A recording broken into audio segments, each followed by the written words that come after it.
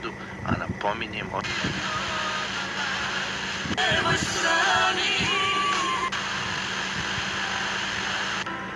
Srce mi je ispresa na brzinu, daj na...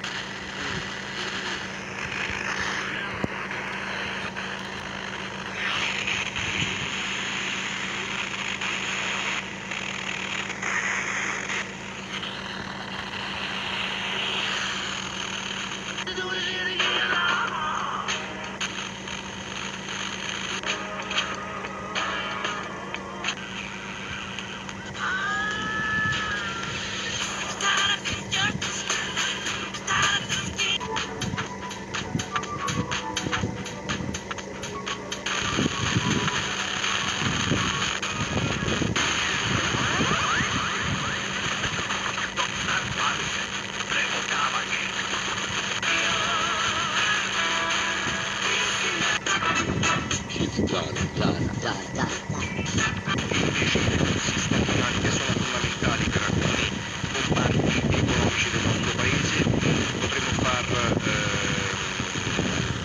Potremmo per esempio guardare cosa accade in Francia.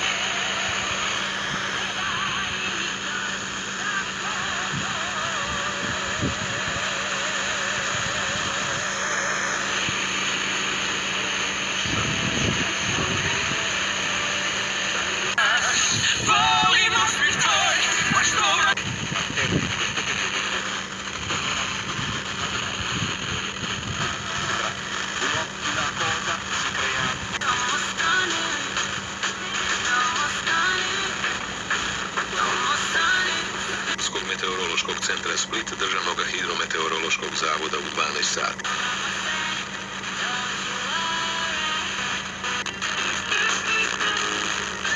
Lego igraonice su namijenjene za djecu.